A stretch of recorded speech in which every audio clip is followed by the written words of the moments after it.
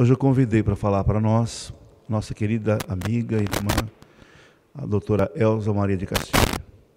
Eu sempre gosto de enaltecer assim a carreira, porque a Elza é doutora em fisiologia, professora da FAMERP, uma grande pesquisadora na área da biologia, dos organismos que nós temos. Com certeza isso é não para levá-la ao orgulho, mas pela responsabilidade. E quando uma criatura com esse conhecimento inclina-se para a doutrina espírita, é um motivo do nosso reconhecimento. Mas ele sempre exagera. Todos os amigos exageram, né? E eu me lembro, uma boa noite a todos vocês, primeiro, que tenhamos uma noite de inspiração a todos os corações e que possamos sair daqui recarregados com paz, bom ânimo e esperança, né? Para esses dias vindouros. E eu me lembro de criança que fazia uma brincadeira comigo. Quando eu era pequenininha, começaram a me perguntar: o que é o que é? Que cai de pé e corre deitado. E eu ficava pensando, dias e dias, o que cai de pé e corre deitado? E aí era chuva.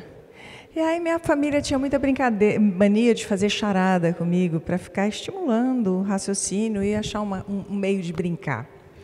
E hoje eu vou brincar com vocês. O que é o que é? Vamos ver quem vai matar a charada do que eu vou falar. Ele está presente na choupana mais simples e também nos palácios. Não sabe ainda o que é, né? Ele está presente na mesa mais pobre, mais simples, mais humilde. Mas também ele está presente nos grandes banquetes. Está presente nas igrejas e está presente até na macumba. E as entidades se reverenciam para ele. E ele dá a risada delas. O que é o que é? Alguém já matou a charada? Já?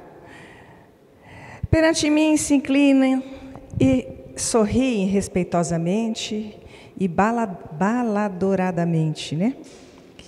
A ralé, os ricos, os famosos, os fortes, os fracos.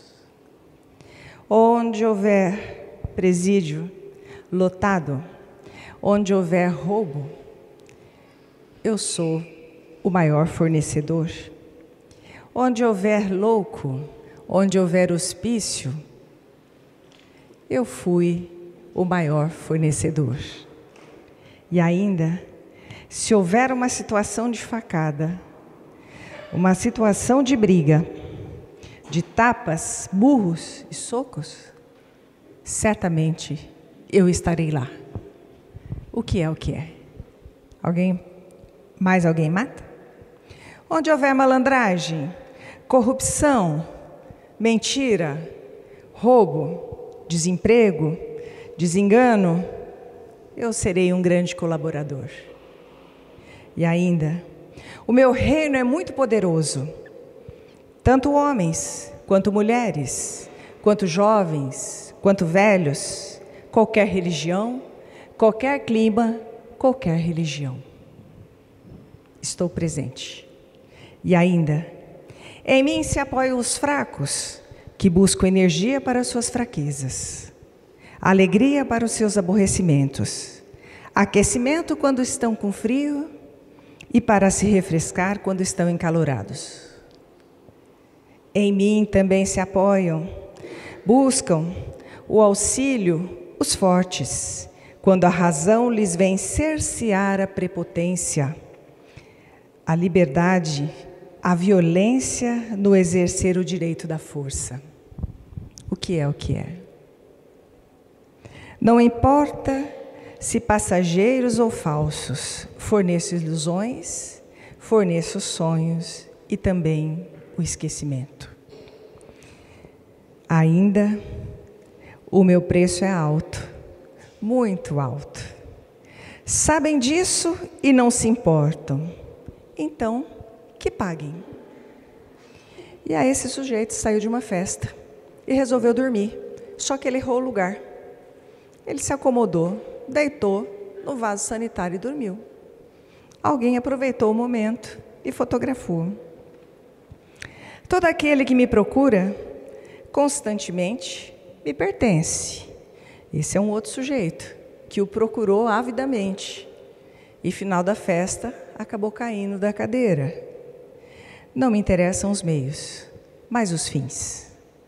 E os fins geralmente são tristes. O indivíduo vai para a rua, o acidente de trânsito chega, separando casais. Era 7 de setembro, próximo do feriado de 7 de setembro, 11 anos atrás. Ela, 9 anos tentando a gravidez no casamento com o homem amado, 14 anos de convivência, descobriu que estava grávida.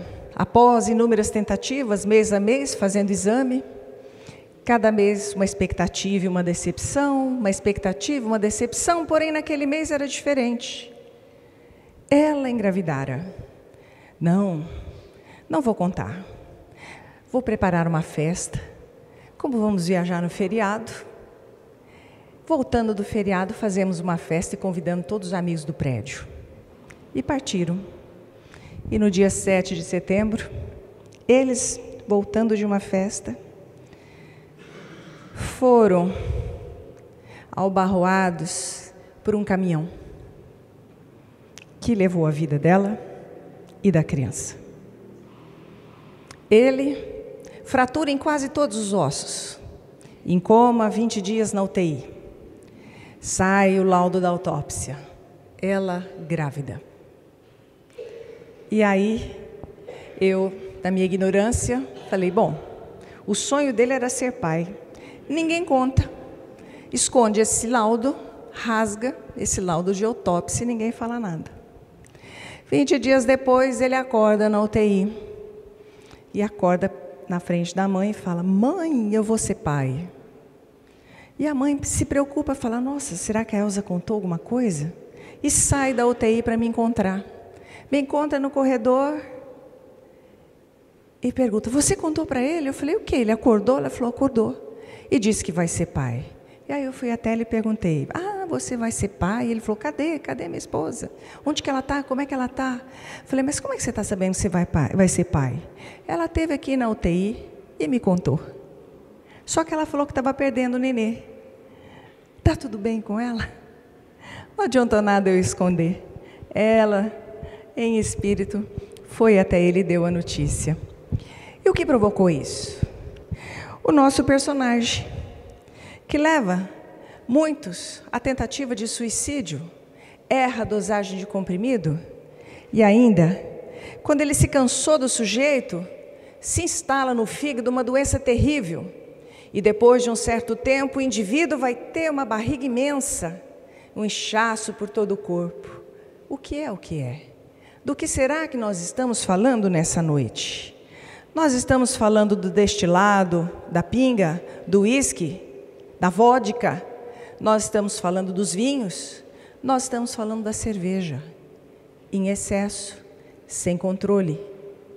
Gera uma série de consequências e tragédias na nossa vida e na vida alheia.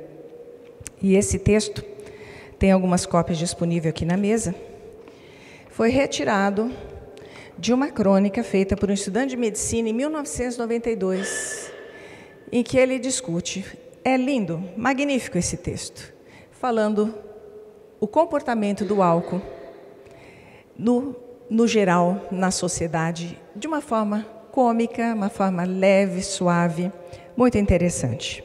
O fato é que quando a gente se acostuma constantemente com o álcool, nós nos aprisionamos a ele.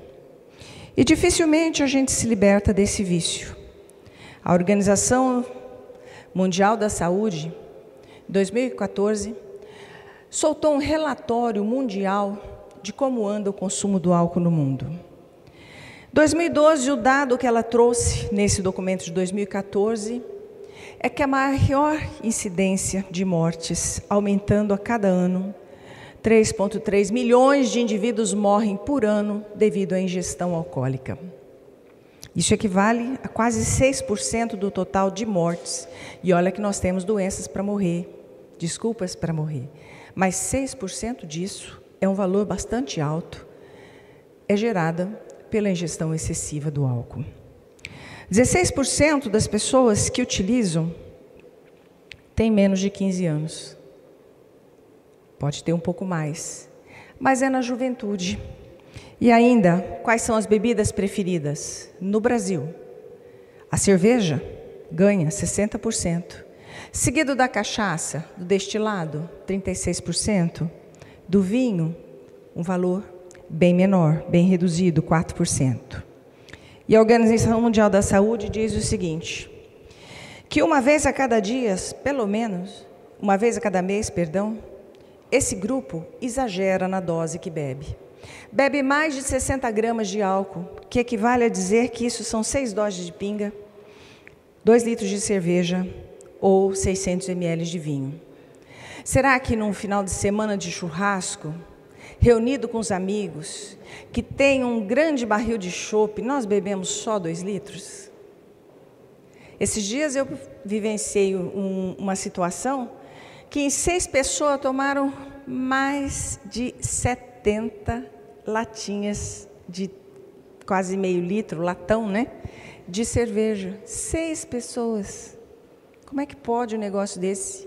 Chega um ponto que o indivíduo não consegue mais sentir o paladar. Em termos de acidente de trânsito, quem é que ganha? Homem ou mulher? Alcoolizado, homem. 20% dos acidentes de trânsito estão ligados ao álcool, quando o homem está envolvido, e 5% as mulheres. A dependência é maior, 18% do acidente de trânsito, e 5,2% das mulheres. A embriaguez, mais acentuada nos homens. Os homens entram em estado de embriaguez mais frequentemente que as mulheres. E ainda, em termos de dependência, os homens se tornam bem mais dependentes que as mulheres. As outras doenças causadas pelo álcool também predominam nos homens. E a cirrose, 62%, quase 63% da morte por cirrose é desencadeada pelo álcool. O restante por vírus e outros problemas hepáticos. Ou seja, nós estamos bebendo e acabando com a nossa saúde. Porque o fígado é um órgão metabolizador das substâncias estranhas que colocamos dentro do nosso corpo. Ah, mas eu bebo tudo natural. Só que o leite que você bebeu tem uma certa quantidade de conservante. É natural, mas você comprou na caixinha, você comprou no saquinho. O molho de tomate que você come, olha, estou ingerindo tomate. O molho de tomate que você come tem conservante. Isso é estranho ao seu corpo. A aspirina que você toma, o remédio da pressão, o remédio para o diabetes, qualquer comprimido, são substâncias estranhas ao seu corpo e seu fígado precisa botar para fora. O medicamento faz a função e seu fígado tem que estar para fora. O seu fígado é o responsável pela produção das proteínas do seu corpo, que não deixa que você fique demasiado inchado, mantenha a sua forma bonita. Se você deixa um fígado lesado, ele vai parando de funcionar, vai deixando de produzir as proteínas e você começa a inchar e não sabe por quê. Então, nós observamos aí pela Organização Mundial da Saúde que de 1961 a 2010, quantos litros de álcool o indivíduo consumia por ano? Então, olha aqui, em 1960 consumíamos menos de 5 litros, mais ou menos 2,5 litros. Em 2010 já estávamos consumindo mais ou menos 7,5 litros de bebidas alcoólicas. Então, o que está acontecendo com o mundo? Que nós estamos precisando, melhorando o mundo, melhorando a tecnologia, melhorando o transporte, melhorando a medicina, mas estamos enchendo a cara. Alguma coisa está errada. Não era para a gente estar mais feliz? Com tantas igrejas que tem para todo lugar, com tanta facilidade. Ninguém tem que puxar água no poço, tem? Todo mundo abre a torneira, a água sai na torneira. Coisa que era uma raridade em 1960. As vidas eram bem mais difíceis naquela época. No entanto, as pessoas bebem mais. Ainda, nós observamos o seguinte: o consumo por ano, 250 bilhões de litros de bebidas alcoólicas, 250 bilhões de litros pelo mundo. A cerveja ganha, depois o vinho e os destilados, incluindo aí a nossa pinga, uísque, vodka, etc. E o que acontece com o Brasil? Olha o Brasil. Nós observamos que a Alemanha, que nós conhecemos, que tem aquelas canecas grandes para beber cerveja, né? Aliás, uma cerveja quente, é muito estranho, mas é o que eles oferecem. Estados Unidos, grandes bebedores, está reduzindo o número. A Rússia, olha como é que está a Rússia nessa curva azul mais escura. Mas olha o Brasil, aumentou e o Brasil está se igualando à Rússia. Eu ouvi de criança que os russos bebiam muito, mas os brasileiros estão bebendo igual, tá? 12 bilhões de litros por ano nós consumimos de bebida alcoólica em 2016. Quais são as consequências disso? O sujeito bebe, bebe, bebe, de repente tem uma crise convulsiva no dia seguinte. O indivíduo entra em quadros depressivos nos próximos dias após a bebedeira. E ainda pode desenvolver quadros de ansiedade, quadros de dependência química, tá? Perda de memória e a capacidade de calcular se ele pode fazer aquele cruzamento, se ele não pode, se ele pode atravessar aquela rua, se ele não pode, se ele pode dirigir ou não. Então, o sujeito perde a lucidez imediata e ele perde a lucidez posterior. Para o fígado, a cirrose, como eu já citei para vocês, mais uma doença também extremamente perigosa. O indivíduo bebia diariamente quase 2 garrafas de vinho, conhecido meu. De repente, recebo um telefone, 6h30 da manhã, a mãe tinha viajado para o exterior e deixou sob minha tutela. Já tinha 20 e poucos anos, ele ia seguir para encontrar os pais daí 20 dias. Eu falei, pode ir sossegada, eu olho qualquer emergência que tiver. A mãe foi embora e deixou o menino e me liga às 6h30 da manhã. Estou aqui no hospital. Eu falei, o que foi? Ele falou, estou com uma dor insuportável no abdômen. Eu falei, fizeram algum exame? Sim. Suspeita de pancreatite. Tinha enchido a cara na noite anterior, desenvolveu um quadro de pancreatite, quase foi a óbito. Teve uma recomendação expressa para não colocar nada de álcool na boca. Fechou a boca, porque ele teria que viajar 20 dias depois. Passou uma semana, se sentiu todo poderoso, encheu a cara de novo e baixou ao hospital. Foi para a UTI, quase morto. Pancreatite é algo que digere o seu pâncreas rapidamente e você vai habitar a casa do Senhor em questão de horas, se não for socorrido a tempo, por um excesso de ingestão alcoólica. Também nós temos as hemorragias intestinais, hemorragias gástricas, pela irritação que se dá. E o indivíduo passa daqui para o lado de lá sem saber por quê. Um grande quadro hemorrágico. Acorda do lado de lá sem saber o que aconteceu, né? Sem falar no câncer, em todas as estruturas do aparelho gastrointestinal. Para a mulher, câncer de mama. Aumenta muito a incidência das bebidas alcoólicas. Para o coração, o que nós podemos falar em relação ao coração? Pressão alta, eleva a pressão. Provoca derrame, provoca arritmias e o risco de morte súbita. Meu cunhado, 50 anos, alcoólatra. Na noite anterior, veio carregado para dentro de casa, de tanto que bebeu. Passou um dia, ficou amoado dentro de casa, encheu a cara de novo. No terceiro dia, recebo uma ligação. Está morrendo, teve uma parada cardíaca. E aí, ele estava num destino, o SAMU passou, minha sogra morava na rua do lado, atrás. Ela escutou o barulho da ambulância e pensou, meu filho, né? E aí, ela continuou fazendo crochê, mas passou. O que será que aconteceu com meu filho pela cabeça? E aí essa ambulância foi socorrer e eles falaram, espera na porta do hospital. E eu fui para a porta do hospital. Ele chegou.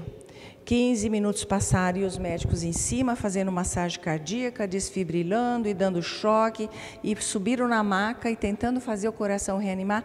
30 minutos depois, ele não voltou. E aí eu comecei a rezar para Jesus levar, porque se ele voltasse, ele vegetaria em cima da cama. Ele jamais podia imaginar que isso fosse acontecer com ele. Aliás, nem passava pela cabeça que poderia acontecer com ele. Morte súbita, desencadeado pelo excesso de álcool. Recentemente, a questão de 15 dias, um tio do meu marido, a esposa veio para Rio Preto, ele estava em casa, ela ligou para não sei porquê, ele começou a conversar com a voz pastosa, ela achou muito estranho, ligou para uma filha e falou, olha, vai lá ver o que está acontecendo com seu pai. Um acidente vascular cerebral. Veio para o hospital, o cérebro todo comprometido. Fui visitá-lo na UTI. Lúcido. Sabe o que ele mexia? Os olhos. Só os olhos. E sabe o que saíam desses olhos? As lágrimas mais grossas que eu já vi na minha vida. Um homem que não tem 70 anos, mas não se comportava como se não houvesse pressão alta, se comportava como se não tivesse diabetes, a caipirinha descia todos os dias, a feijoada toda semana, um desrespeito consigo próprio, achando, um belo homem, achando que nada iria acontecer com ele. Está lá, numa cama. Hoje, recuperou o movimento de uma mão só. Continua lúcido, ouvindo tudo, olhando todo mundo, acompanhando a discussão da família, como que vai cuidar, quem vai cuidar, quanto vai custar, e agora o que a gente faz? Qual é o direito que nós temos de não cuidarmos do nosso corpo e nos tornarmos um peso para que outro abra mão da vida para cuidar da gente? Então, quando eu decido não tomar o medicamento prescrito, eu tenho que ter plena consciência que eu vou colher o resultado disso, porque ninguém desafia a fisiologia sem consequências. E eu falo isso porque eu vejo as pessoas serem bastante resistentes a seguir o tratamento. Quem não tem uma cartela de comprimidos sobrando em casa? 1 ou 2 comprimidos de antibiótico, um remedinho para dor que sobrou, um outro remedinho para não sei o quê. Por que sobrou? Porque não fez o tratamento inteiro. Normalmente a receita prescreve a caixa do medicamento pelo período, ou o indivíduo prescreve uma caixa menor. Agora a filha, nessa situação especificamente, vai ter que parar de trabalhar, passar uma dificuldade financeira, porque o pai não se cuidou e está naquela situação. Ele sofre, a filha sofre, o casamento da filha acaba e vira um contexto social muito triste. Qual é o direito que nós temos de fazer isso conosco e com os outros? Termos pulmonares, incidência maior de tuberculose e pneumonias frequentes.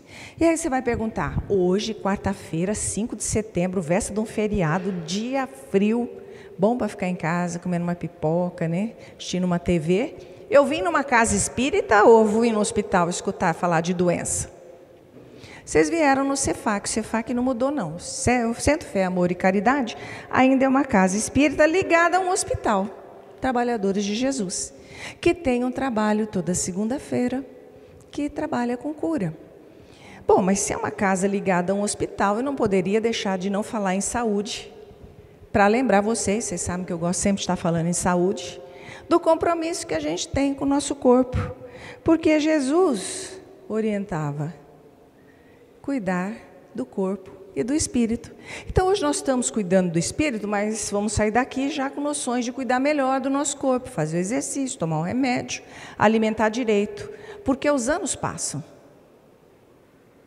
Fatalmente vão passar. E nós vamos chegar naquela fase que o corpo não responde tão bem assim. Quanto melhor cuidado agora, mais fácil será lá na frente.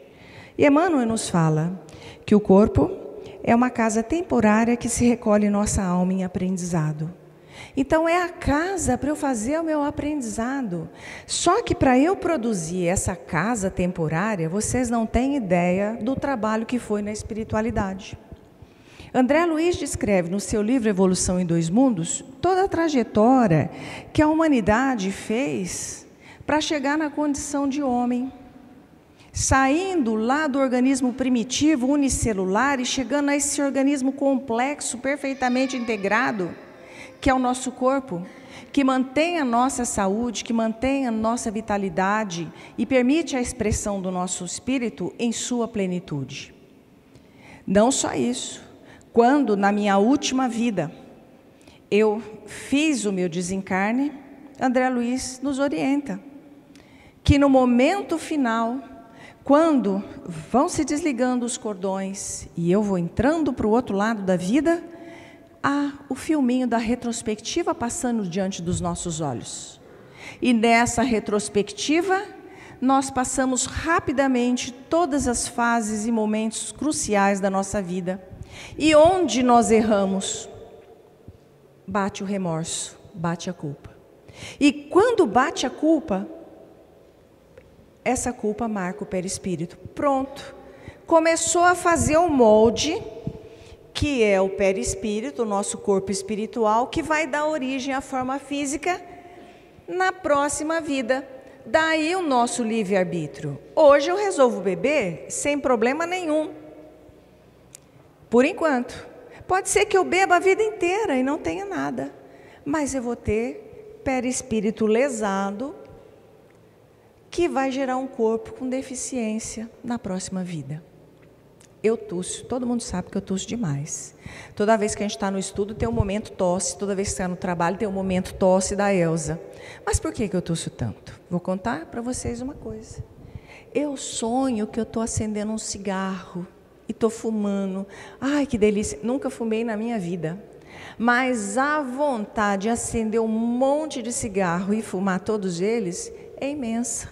De onde vem essa minha vontade? De onde vem essa minha tosse sem causa biológica nenhuma? Então, eu posso não beber e faço de tudo para não beber, porque eu não gosto de cerveja. Eu acho cerveja um negócio ruim de tomar. Mas se você botar uma pinga na minha frente, ai, que vontade que dá tomar aquela pinga. E aí eu me seguro. Eu falo, da onde vem essa vontade? Que na minha família nunca teve exemplo, eu nunca bebi. Por que será que eu quero beber esse negócio? Então, nós temos tendências que devem ser vencidas. E é o momento da gente se desafiar. Não vou beber e vou ver o que vai acontecer. E é a ideia do só por hoje que eu não vou beber. Porque eu tenho que cuidar do meu corpo para melhorar o meu perispírito, para ter um corpinho melhor da próxima vida e desenvolver minhas atividades com mais facilidade. E aí, quando no último degrau, sem amigos, sem dinheiros, sem saúde, sem nada nem ninguém, se não o deixo paralítico, se o cárcere ou o hospício não interpuser uma barreira entre nós, não prolongo mais o castigo. Mergulho na loucura e o abandono. Não me interessam trapos, lixos humanos. Vou em busca de outros casos e sensações novas. E a vida moderna fornece abundante material para as minhas expansões. E aí, o que Jesus nos orientou: amai-vos. E que todos nós possamos nos amar melhor, né? Um pouquinho mais, cuidando, para que possamos estar muitos anos aqui no Fé, Amor e Caridade, inaugurar nossa nova casa, trabalhar junto com o Marcos por muito tempo, tá? Boa noite e obrigada a todos vocês.